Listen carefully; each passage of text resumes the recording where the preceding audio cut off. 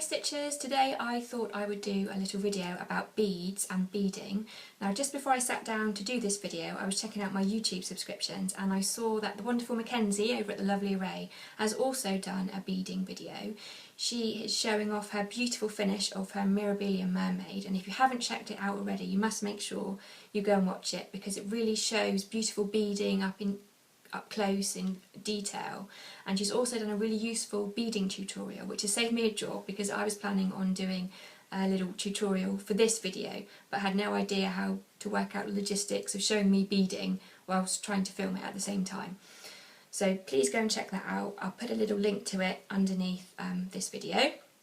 So as I say, this video is going to be about the beads that I use, the way that I bead, that type of thing. Now obviously for all you stitchers out there who regularly bead, you stitch Mirabilia, chatelaines, lavender and lace designs, then the majority, probably all of what I'm about to say, you already know. But I had in mind sort of new stitchers, people that perhaps want to get into beading, not quite sure where to start. So those are the type of stitchers I had in mind when I was trying to think about the things I could talk about in this video. So as far as I'm concerned with beading, I absolutely love beading, and where I can I try and add beads to projects. In fact I just love adding extra sparkle to projects, whether that means using metallic thread, adding beads or using extra beads, or stitching on an opalescent fabric, sometimes all three if it's appropriate for the project. I just really love adding sparkle to designs. I just for fun added up roughly how many beads I stitched on my projects last year, and it came to over 10,000 beads and crystals, so I guess you can say that I really like beading. Some stitchers absolutely hate it and will go out of their way in order not to stitch on a bead, but I'm really not one of those stitchers. So in my beading stash, I don't have a great stash of beads. I basically have two brands of bead. The first brand is Mill Hill beads, which I'm sure you're probably all familiar with, and although I don't have a lot in my stash, I know you'd want to see them, so I took a little picture of all the Mill Hill seed beads I have in my stash and you can see them now. The other type of bead that I have in my stash are Delica beads, and they're basically leftovers from the chatelaines that I've stitched, and here's a little picture of all of those leftovers that I have in my stash. Now you can get other brands of beads, but those are just the ones I prefer to use. But generally speaking, beads come in set sizes, so your Mill Hill seed beads and Delica beads that are used in chatelaines are actually both a size 11 bead, although they're slightly different shaped beads, which I'll go into in a moment. And the other size of bead that I have in my stash are the Mill Hill petite seed beads, and they're a size 15 bead. So bead sizes, basically the higher the number, the smaller the bead, exactly the same as with needles. The higher the number, the smaller the needle. So a size 15 bead is obviously smaller than a size 11 bead. So if you've got a piece of stitching and you want to add a bit of bling to it and you're not quite sure what size of bead to use, generally if you're using 14 count or 28 count fabric over 2 or 16 count fabric or 32 count even weave over 2, the size of bead you would probably use would be a size 11 bead, so your Mill Hill ordinary size seed beads.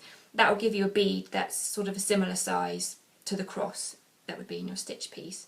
If you're using a count of fabric that is higher, so in my case if I was using a 36 count linen, I would use the petite seed beads instead. The only problem with the little tiny beads are that I have to use a beading needle for those, and I don't really like using beading needles. I find them slightly evil.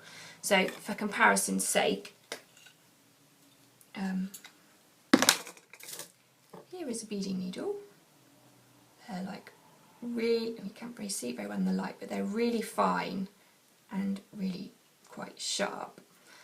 But if you're using a size 11 bead, normally I have absolutely no problem using my petite tapestry size 28 petite needles that I use for all of my cross stitch. So just to compare, here's the evil beading needle and the normal size, to me, tapestry needle. So yes, that's something to take into consideration. If you're using petite seed beads, you probably will need to get yourself a beading needle if you don't already have one.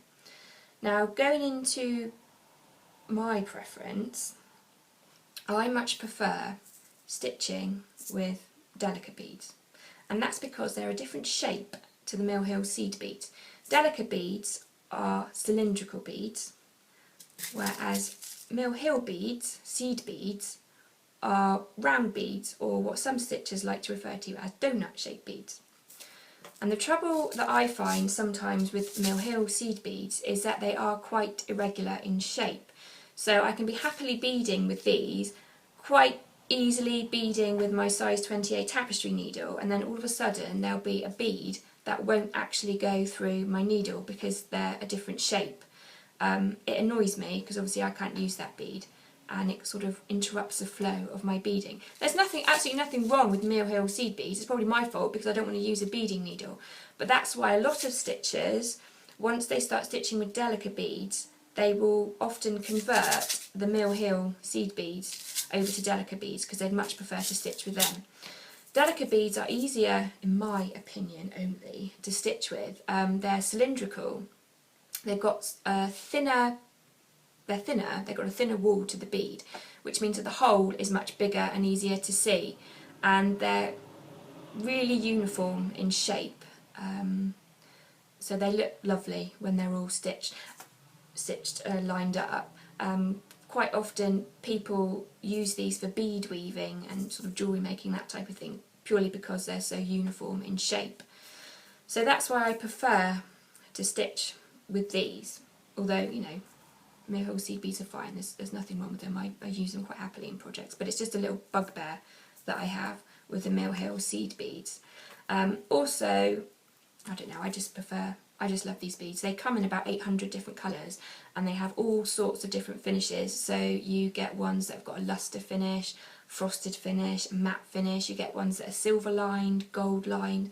So there's so much variety in them, and to be perfectly honest, I just think they're a better quality of bead. But as I say, that's entirely my opinion. So yes, these are cylindrical.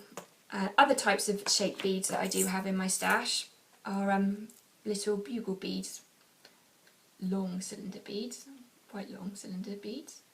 So they're quite nice to use in projects. But one of my favourite things to add where I can to projects are crystals. Now these, if you can see them, are Swarovski crystals, and they're used in chatelaine designs. Quite often Martina uses the bicones. I think they're normally 4mm off the top of my head, and they come in all sorts of lovely colours. If you've got a chatelaine design and looking at the materials list, you'll see all the crystals listed. Quite often you'll see perhaps the name of the crystal. For example, one of them in here, the colour is crystal, but it's got crystal AB. The AB stands for Aurora Borealis, if I've said that right, the northern lights. And what it refers to is the coating that's added to the crystal to make it extra sparkly. And sometimes you'll see that it will have the name of the crystal AB, and then it will have two times AB, not just one AB. So that means the crystal's being, I think it means the crystal's being coated on both sides, so making it even sparklier. So I really love to add those to things, anything I stitch really, where I can, where it's appropriate. So the other thing to talk about is what thread to use when you're beading. Now when I first started beading, I just used to use a thread that matched the fabric colour. So generally in my case that was just plain old white DMC. That's what I used to use to bead. After I beaded my first big chatelaine, I switched over to using invisible thread. I just find it just gives a much cleaner, neater finish. So I just use Common or Garden generic invisible sewing thread. It's really cheap and easy to get hold of. Some people use a special nylon beading thread, but to me, a 100% nylon thread is 100% nylon thread. I've stitched thousands of beads on with this. None of them have fallen off. You know, the thread hasn't broken. Sometimes nylon thread can be a bit tricky to work with, but basically I just knot it to my needle, do my beading, and then run it under previous stitches a few times just to secure it down, but I've not really had any difficulties stitching with it. As I say, some stitchers prefer to use a DMC thread that matches the fabric. Obviously that can get a bit difficult if you're using a hand-dyed fabric of all sorts of different colours, so that's really why I kind of stuck to beading with invisible thread, because you don't have to worry about it. There are some stitchers that will actually match the colour of thread they use to the colour of bead they are attaching. I've never used that method before. It sounds way too complicated to me to keep changing thread colour all the time just for different beads. But obviously if you do it that way and you're happy with it, you know, that's fine. It's just something that I don't think would really work for me. So by far the easiest method I use is to use invisible thread. Then you don't really have to worry about anything.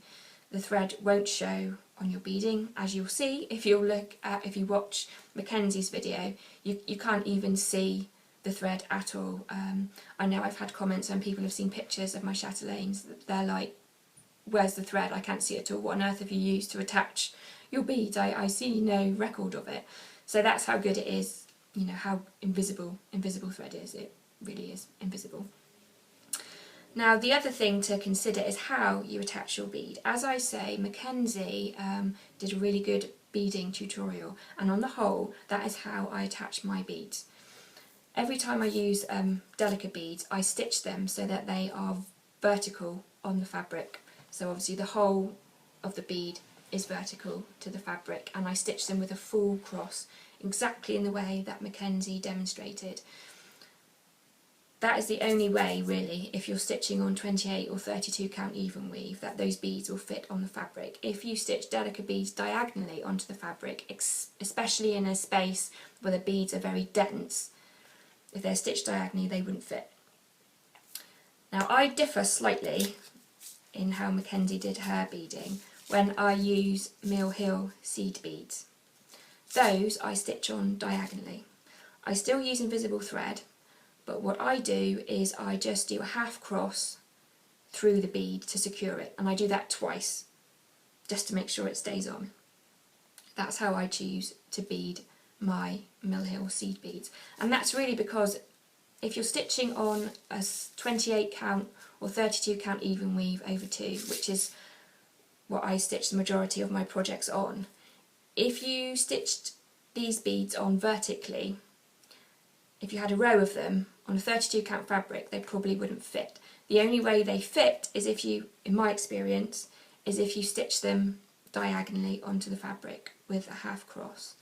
The other way you can stitch your beads on the diagonal, I have done this in the past when I've used DMC thread to secure my beads, is I've used 2 strands of thread, and what you can do is your first half of the stitch where you go through the bead and down through the fabric as one stitch, and then when you come up to complete the cross on your second leg of your cross, instead of going through the bead, you split the 2 strands either side of the bead before you go down into the fabric, and that's just to secure the bead. So I hope that makes sense, the way I've explained that. The first half of the cross is through the bead. The second half of the cross, you split the 2 strands, so you have 2 strands of thread and you place 1 strand either side of the bead and then go down into the fabric to complete the cross. I did that a few times when I was beading, but found that my beads were equally as secure just by doing 2 half stitches through the bead, so that's how I chose to do it. And of course when I started using nylon beading thread, I was only using 1 strand, so that's why I use 2 passes through the beads with a half stitch every time I use these beads. So I hope that makes sense. It does sound quite confusing when you try and explain it, but as I say, generally my preferred method of attaching beads, I use Delica beads, and I use them in exactly the way that Mackenzie, I attach them exactly the way that Mackenzie showed in her beading tutorial. Just as a side note actually, I've just remembered, as I said before, Mill Hill seed beads are round beads. Mill Hill do produce a cylindrical bead, the same as these, but they're called Magnifica beads. And if you watch Mackenzie's video, when she shows you those little gold beads, that's what Magnifica beads look like. So they're straight-sided cylindrical beads. they're basically Mill Hill's version, or the same shape of bead as a Delica bead. So I forgot to say that before, but yeah, that's that. So basically, that's all there is to beading. It's quite simple, really. You just do a cross stitch, but before you finish each leg of the cross, you pass your thread through the bead. There's nothing to it, and they add such texture and sparkle to projects. But I just really enjoy beading. So I hope you found the information, things that I've talked about, useful, and hopefully, if you were nervous about beading after watching Mackenzie's video and maybe learning a bit more about beads in this video, you'll want to try it for yourself. So that's the plan. So yeah, there's my video, and I thought as an addition to this video I would make my next video to be about my finished chatelaines, so you can see evidence of all the beading that I do. So thanks for watching and happy stitching.